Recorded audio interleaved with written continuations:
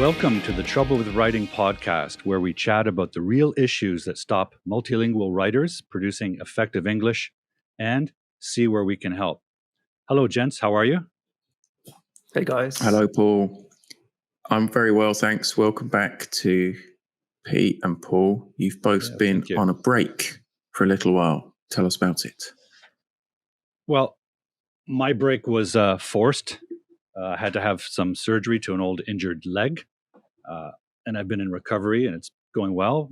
And actually, I didn't work for 3 weeks, so it was kind of a little break from working, and I kind of enjoyed that part of it. I guess I needed it. Did you manage to get some reading done? I had very little ability to read because of the drugs that I had to take for the pain.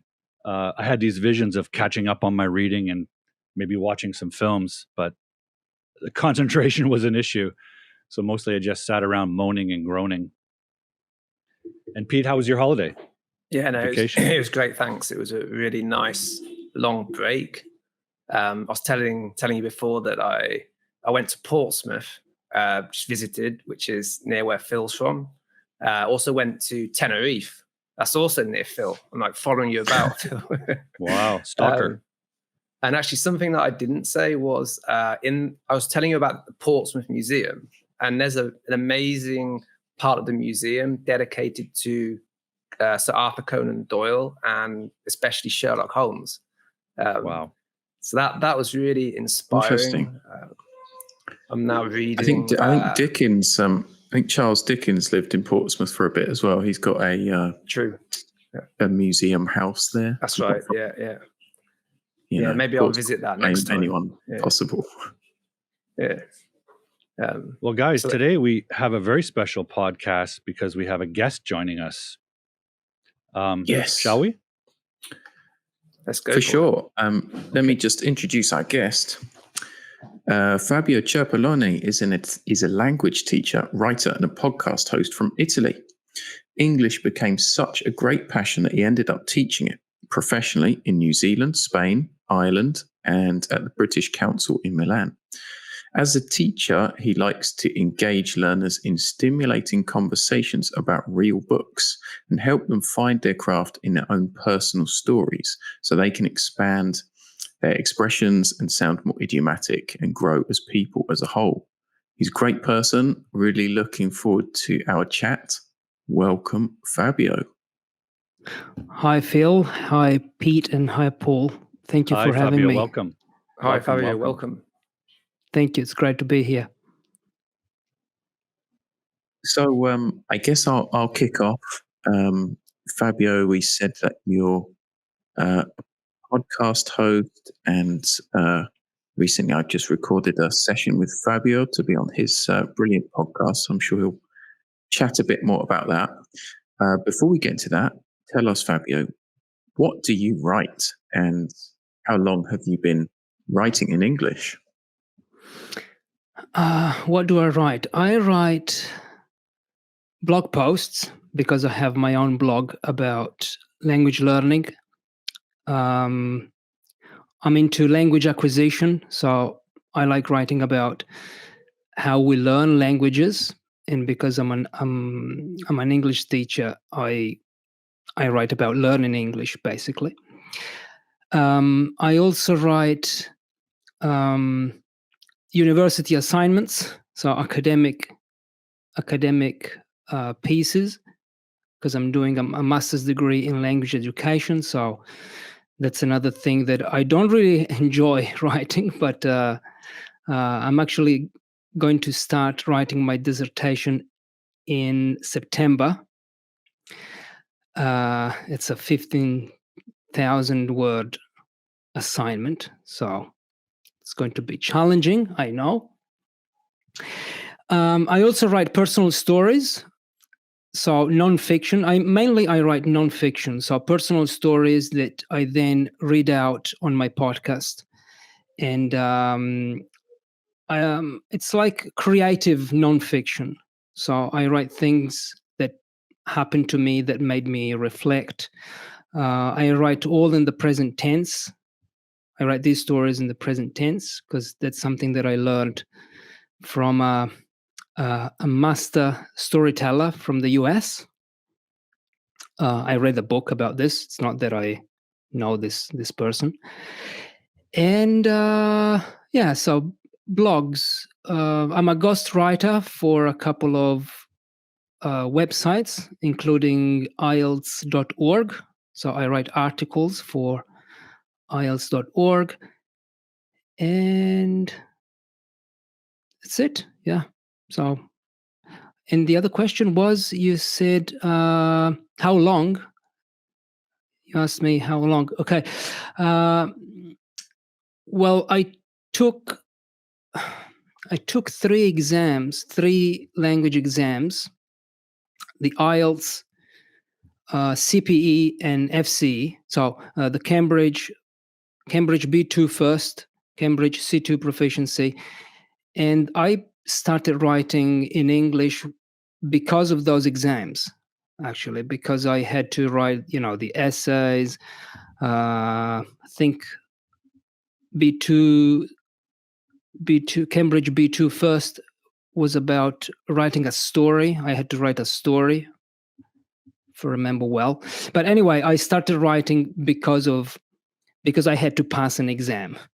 And then when I took my Delta, I took the Cambridge Delta, which is an advanced teaching qualification. I had to write assignments there. So that's basically, I've been writing for, I would say, for 10 years.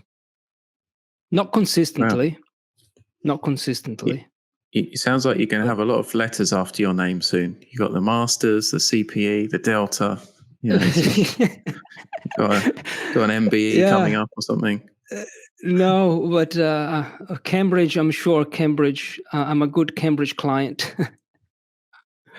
So yeah, I didn't tell you that I'm writing my own book also on how I learned English. And I'm having a lot of fun writing this book.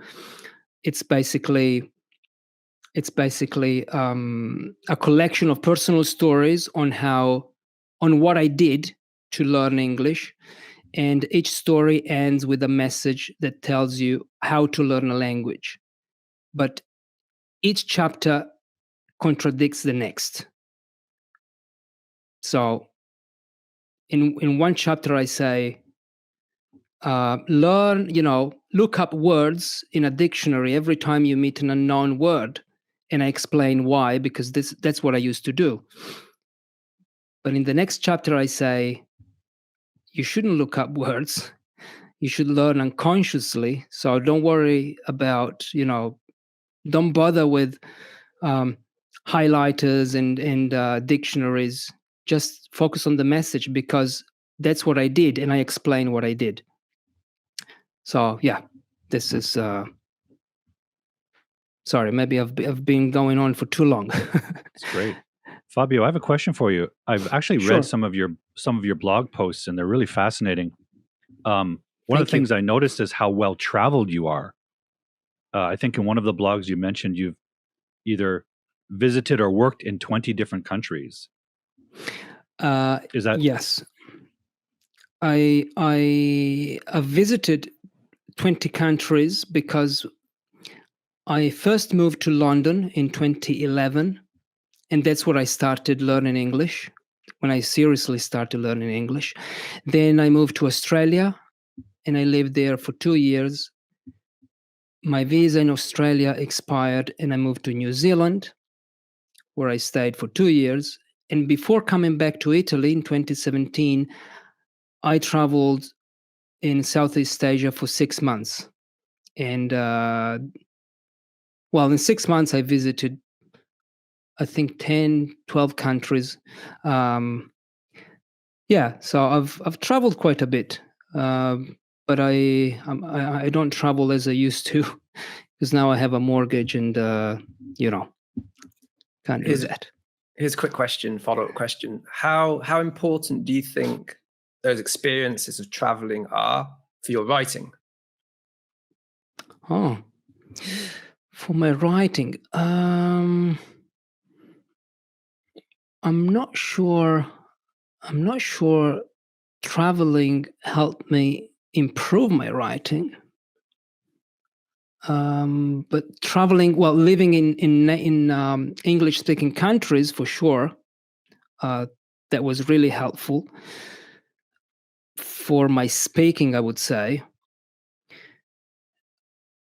For my writing, if you mean writing stories, as like the ideas and stories, that's what I'm thinking about.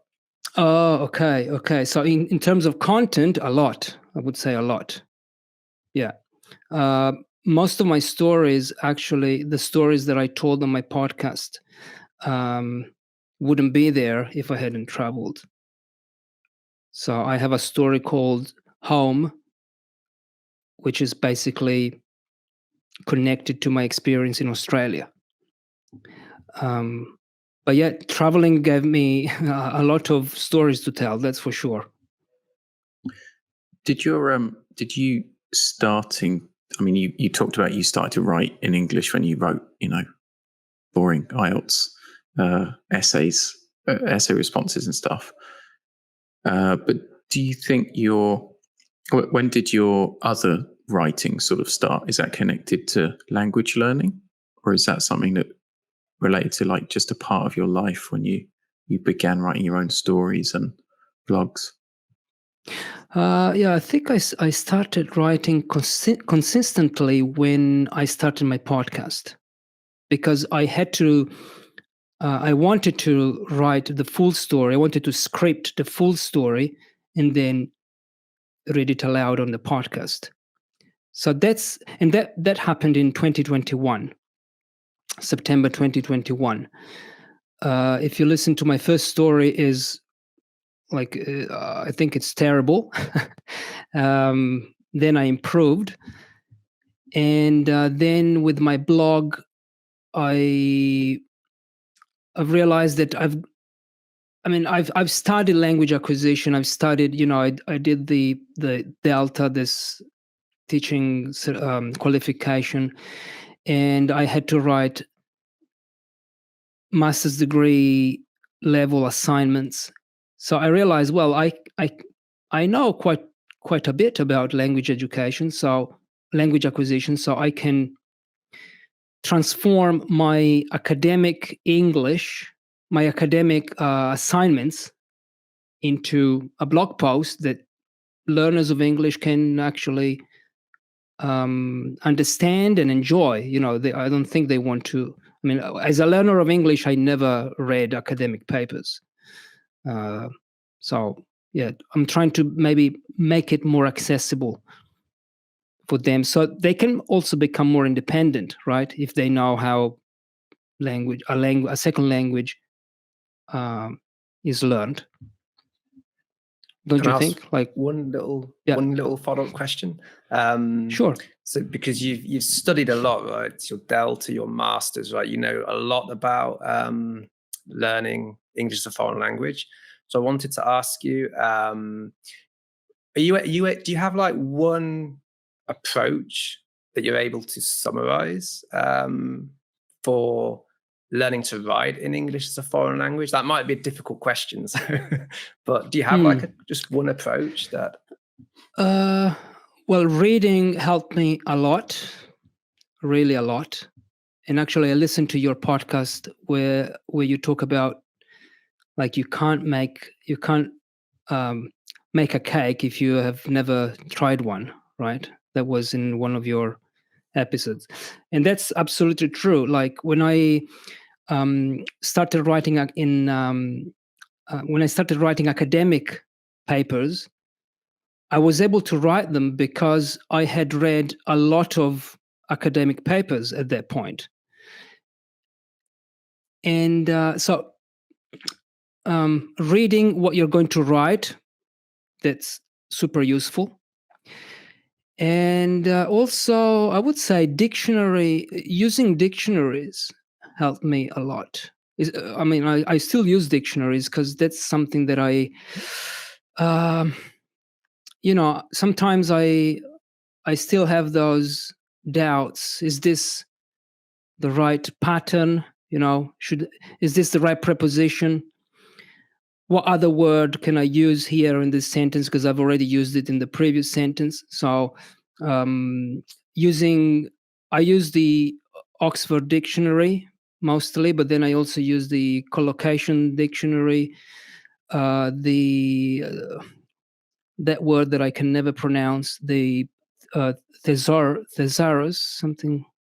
How do you pronounce that? Thesaurus. Okay. Yeah. All right. That one.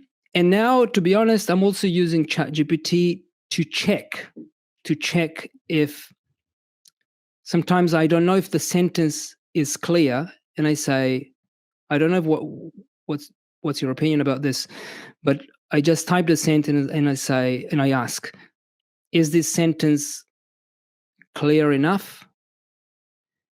And sometimes I get, well, it's clear, but it could be improved in this way. So it's just another tool that I'm using now to not to improve, but to improve, to make it easier for me to write. I think that sounds like a sort of good use of AI, using it as a tool to paraphrase, to rewrite and check.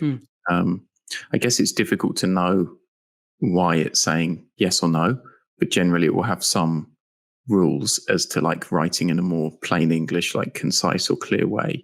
So I guess that sounds like a good use of it. I also just wanted to touch on what you said about like rewriting academic papers as posts. I wanted to bring in Paul on that. What do you think about that? I found it quite interesting. I mean, should we be doing more of that? I think it's a great idea. And I did notice that on your website that you had mentioned that you're transforming these things into blog posts and so on. I think it's a great idea because it activates the learner in a different form, to apply the language in a different way, in different media. And that opens up different possibilities and different ways to use the language, even though the topic may be consistent. I thought it was a really great idea. Really great idea. Thanks. Really good for readers too. I don't know if you know about the website, The Conversation, but that No. I don't know who it's funded by, but some various arts councils and universities, and they get academics to write on academic subjects, but in a more palatable way. So it's kind of like a news and culture website with, new study on X, but it's written in a way which is not like off-putting to general readers. So I think that's a cool idea. I also love the idea of taking your story as a learner and turning that into a book. I mean, if you're learning, one of the things that happens to a learner of a language is they may get discouraged at some point, or they may feel alone or really daunted when they travel and they can't communicate to the level they want.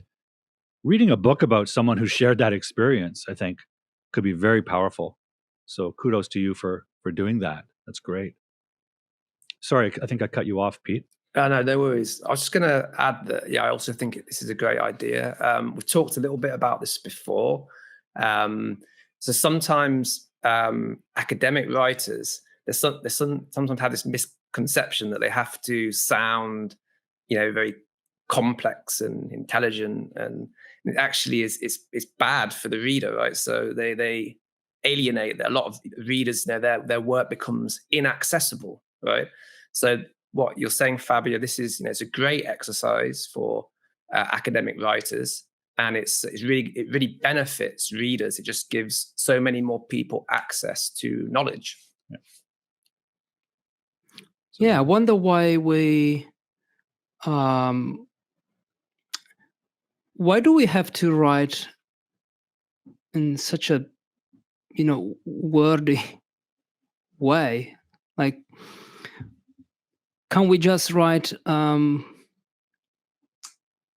informal with an informal tone? Well, not informal, but maybe in an easier I don't even know what I'm saying, but like clear and readable. More readable, yeah.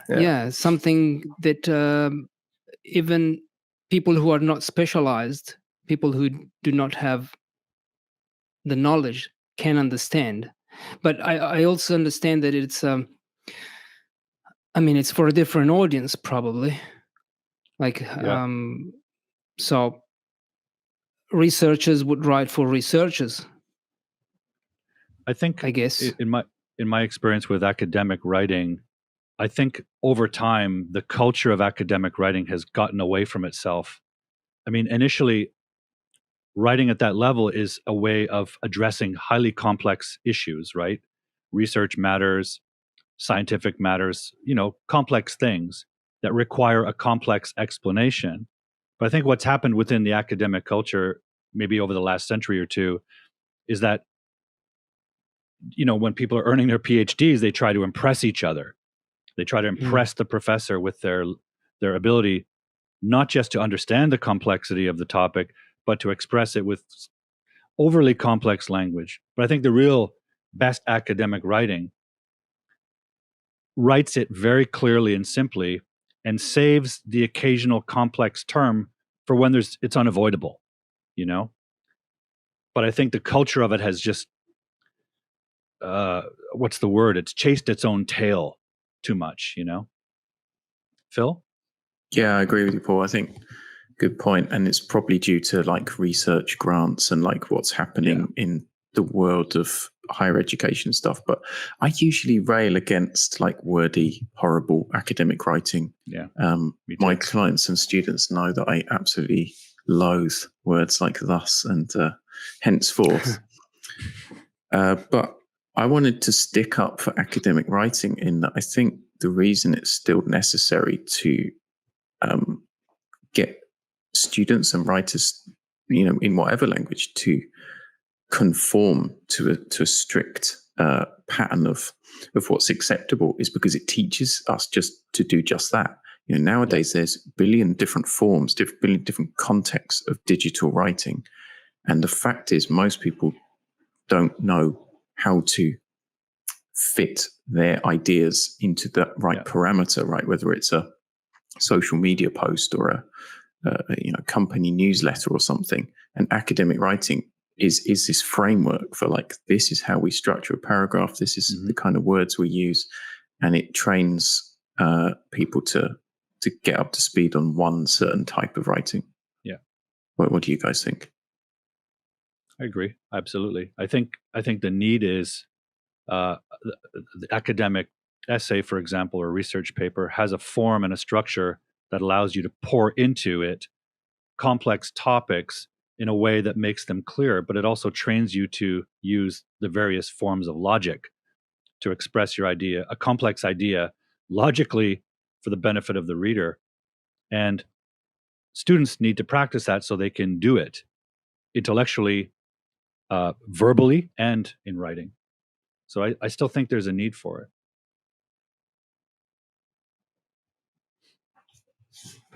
100%. I have a question for you, Fabio. Fabio, I'd like to know, what's your greatest strength as a language learner? I was very motivated, very, very motivated to learn English. And the more I noticed that I was improving my English, the more I wanted to improve it. And when I realized that I could even teach it, I remember I was in London. I went to IH London to attend a presentation on the CELTA course, like a teaching certificate. And I actually talk about this in my book as well. And I realized, wow, this could become my job. Like I could teach English for a living, because I didn't know that even non-native English speakers could teach the language. And that made me even more motivated. So in that moment, I said, okay, this is what I'm aiming for now. So I had a clear goal. I think that if you have, if you know why you're learning, everything becomes easier because you have a goal. It's not just, I want to learn because we need English in this world. That's probably it's too vague. But when I was in London, I started communicating with other people who were not Italians. So I started having conversations with people who, from different cultural backgrounds, and that was what motivated me to do it. And I don't think I have.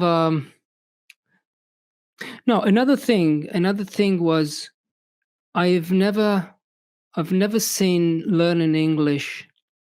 I've never considered learning English as a chore. So I've met quite a few learners who feel frustrated because they can't speak fluently or they don't understand the grammar, and that brings them down. So it's not. It doesn't help them. But that to me didn't really happen to me. To me, was like playing football. I love playing football, and it's not something. It's not like, oh my God, how should I kick the ball here? Should I? What should I do? No, I was just playing football. You just do it because you like it, and that was. I think I was lucky, in a way, and it made everything easy for me. So I don't know if this is a strength or it's something that just happened. But I don't have any special talent or something that only I can do that other learners don't have. I think motivation played a big role in my language learning journey. Yeah, Hey, I don't know if I Fabio? answered the question. For sure. All about goals, motivation, right? I just wanted to pick up on something you said about talking to people from lots of different cultural backgrounds. And I wanted to ask you about how important do you think it is that there is diversity in the English writing world, right? So you're an Italian writing in English. Probably a lot of people who write in English who are not native speakers. And how important do you think that is, that there is diversity?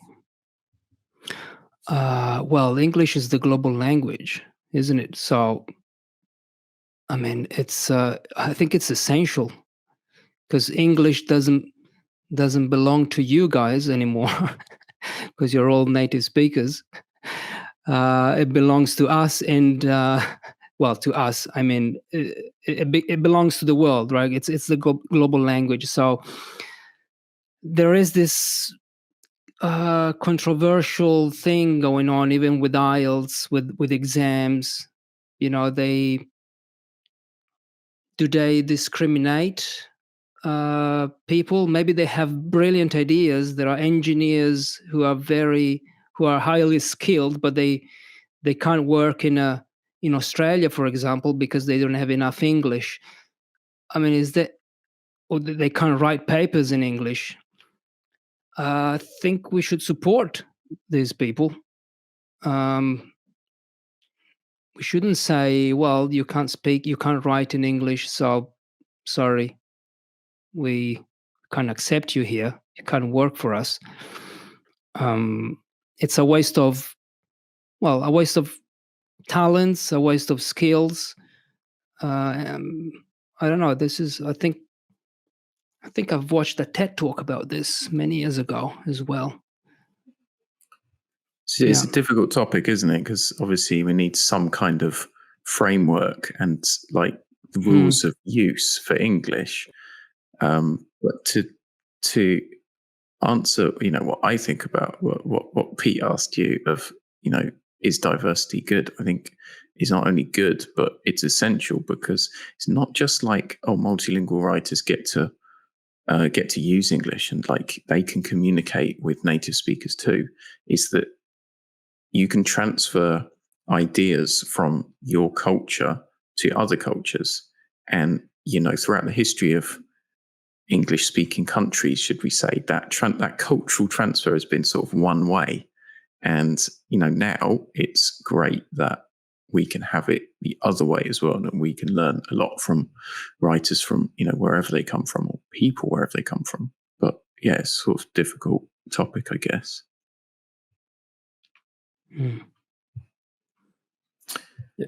Yeah, I mean, it's also it's representing, right, people from different cultures, right? So if imagine a world where only English native speakers wrote in English, then we wouldn't be representing a lot of other people who use English but are from different cultures. So it's about representation, and like what you said, Phil, it's it's different perspectives, right? It's all it's building bridges, it's learning from each other.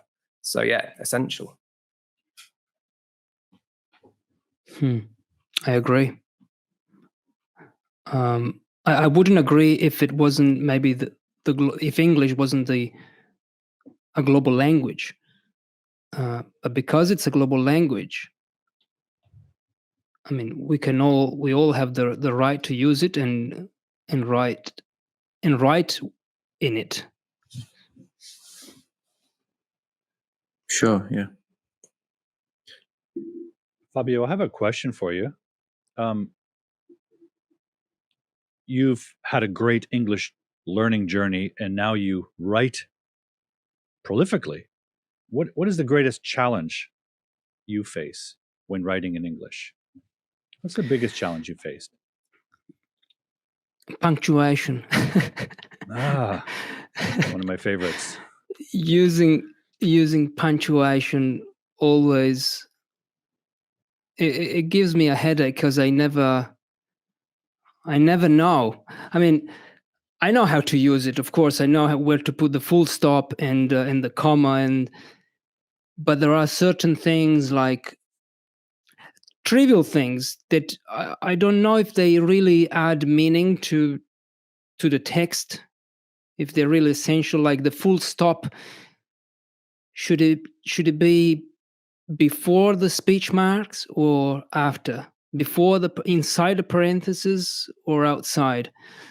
This is something that I'm always like, I've never understood, and I can tell I'm quite lazy, because I should get a punctuation book or probably watch one of your videos. So some of those and little understand things, like just those little examples you gave there, sometimes it's just depending on the publication, right? So they have their own style guide. Sometimes it's American or British, right? The differences there too.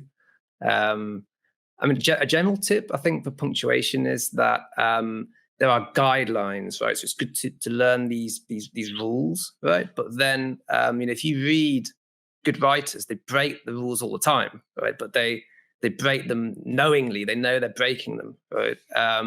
So yeah, I think one thing to be careful about is taking it too literally with the rules, right? So thinking that we always have to follow these rules. It's important to know them, but then at the end of the day, it's all about being clear for our readers.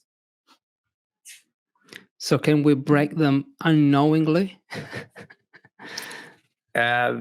Well, it depends on the rule, doesn't it? Like some are going to be more important than others. So sometimes if you break a rule unknowingly, it might, like you said, change the meaning. So we have to be careful of that. So yeah, it's best to know the rules, and then break them knowingly is better. I think in that one of the hazards of breaking rules, especially as a learner, if you write something like that, someone will assume that you've made an error. Whereas if you're a widely famous published novelist, they won't assume it's an error. They will assume it's a stylistic choice because you've been through an editing process. You've been asked about it by your close confidant editor, and you've said, no, I want it like that. But if you're a language learner, your editor or your instructor or whomever you're writing for, they're going to assume it's an error and that you've made it unknowingly. So it's kind of a hazard. I think that's a good point on sort of discrimination that some writers face, is that, Absolutely. you know, you're going to look at somebody's name, or, you know, people do this, they shouldn't, and make an assumption, oh, that person's not a native speaker, they've made an error and they didn't mean to do it, or they've done it unknowingly. Yeah. And I think I'd agree with Pete, it's good to know the rules, that's for sure. And my quick advice on punctuation would be to keep it quiet, because nobody reads a sentence or a book to check out how many commas and exclamation marks there are. It's like they want to know what the words mean. And so punctuation should just quietly guide the reader how to do that. And, you know, nowadays we see a lot of crazy punctuation used to try and get attention. And it's not necessarily best practice. So I'd say on it. I only use the full stop, the comma, and the double dash. That's all I use. I don't use the semicolon. I've never used it in my life. Episode on punctuation, couldn't we? Yeah. Fighting each other about semicolons. I've got a question for you, Fabio. I'm going to ask the next question, which is, you run reading groups and discussion groups and things. What do you like to read? How does that influence your writing as well? Non-fiction. 90% of the things that I read are non-fiction. So I like reading about pop philosophy, storytelling, so how to write stories, how to tell stories. I like reading factual stuff, like, but even maybe about nutrition. One of, if I see my books here, autobiographies as well. Anything that's real. I'm not interested in fiction, and I know that this is, you know, I don't want to say, well, don't read fiction, but it's not something that interests me. I'd rather read something that that comes from an expert in the field, and learn from them. And because I write nonfiction, I think I should read nonfiction. I'm not interested in, you know, descriptive language. Actually, if I read a book, a real novel in English, I think I would struggle. I tried to read Stephen King, and I found it difficult because the language is so colorful. There are so many adjectives that I've never seen before. So, you know, this is also something that makes me think about levels. So I got the C2 proficiency, but then I read a real book. Probably I wouldn't understand it because I don't have enough language, because I didn't read a lot. I haven't read a lot of fiction. Most of what I've read in my life is nonfiction, even in English. So I think it goes back to that analogy with the cake. So if you can't, you will never be able to bake a cake if you've never seen one. Well, probably you will. But how hard is it going to be? Yeah. If you can't read a book, read a cake. That's what you're saying, right? Yeah. Pete. I was going to ask you. So you mentioned books about storytelling. So is there one book or one or two books that you would recommend our listeners? Absolutely, yes. I actually opened a book club to read this. It's called Story Worthy by Matthew Dix. it's the book that made me start a podcast. It's the book that made me want to tell my own stories.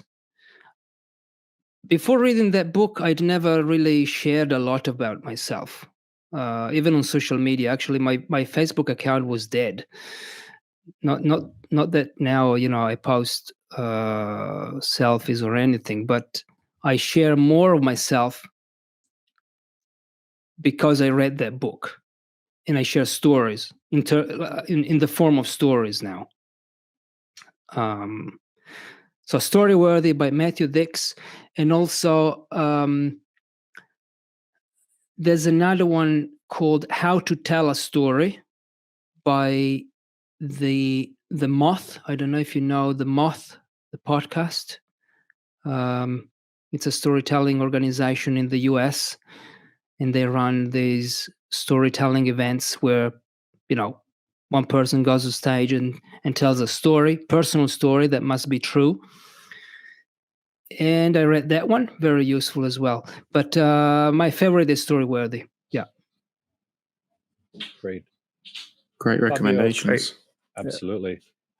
Since you're recommending things, Fabio, I wonder if you have some tips for multilingual writers. What approaches have helped you develop your writing ability?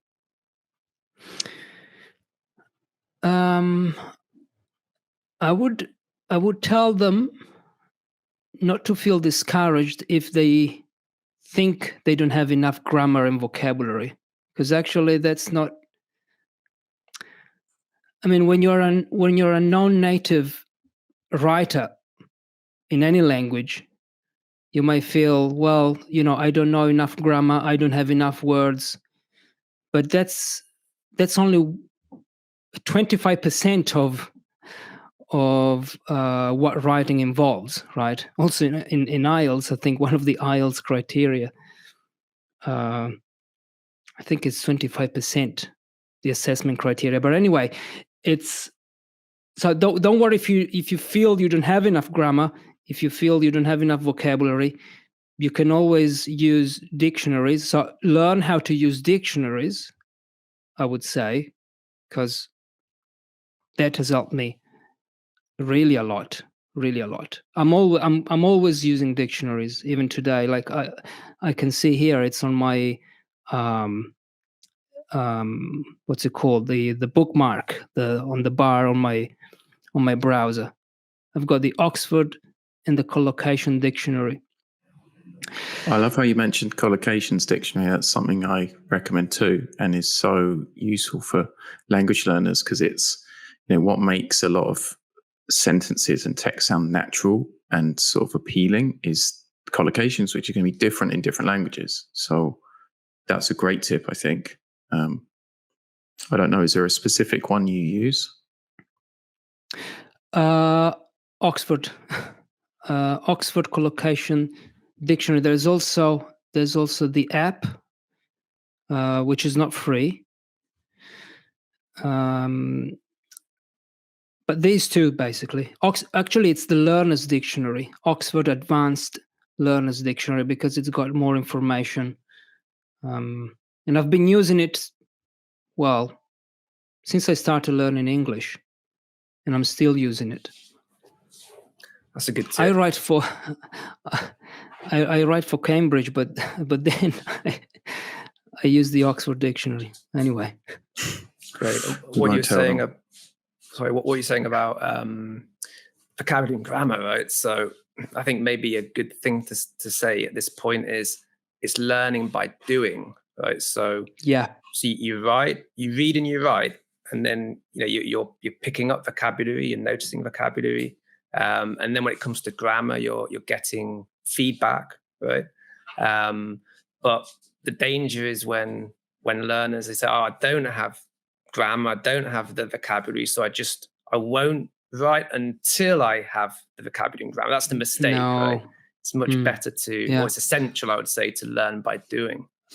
Absolutely. It's like speaking, right? You can't wait until you have perfect grammar and vocabulary to open your mouth and have a conversation. You learn by having conversations.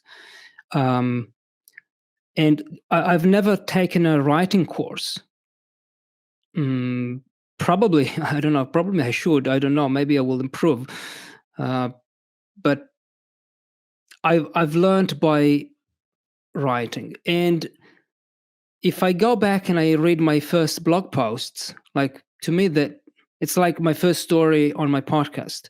Like, I feel embarrassed, and I think that's a good thing, because if you don't feel embarrassed by what you did in the past, but if you don't feel embarrassed, okay, but maybe this is I don't know if it's a good tip or not, but you should feel embarrassed by what you wrote 1 year ago and see how crap it is.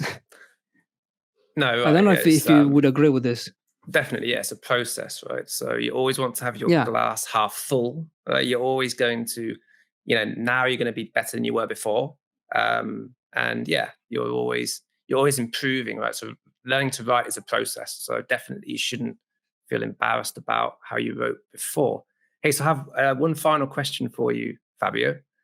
Sure. Where can listeners find you online? And do you have any events or publications coming up you want to tell us about? Thank you for this question. It's all on my website. So Fabio, I don't know how to pronounce it, because I should pronounce it in English. In English, it's pronounced Cerpelloni, but in Italian, it's Cerpelloni. So FabioCerpelloni.com. It's all there. I'm on Medium as well. And publications, well, the biggest project I'm working on right now is my little book, which is actually, it's going to be shorter than my dissertation in September, because the word count for my book is around 13,000 words. I don't know how many pages that will be, but it's a tiny book. And the dissertation that I have to write is 15,000 words. So, yeah. So my website and my book that will be published, I think, this summer.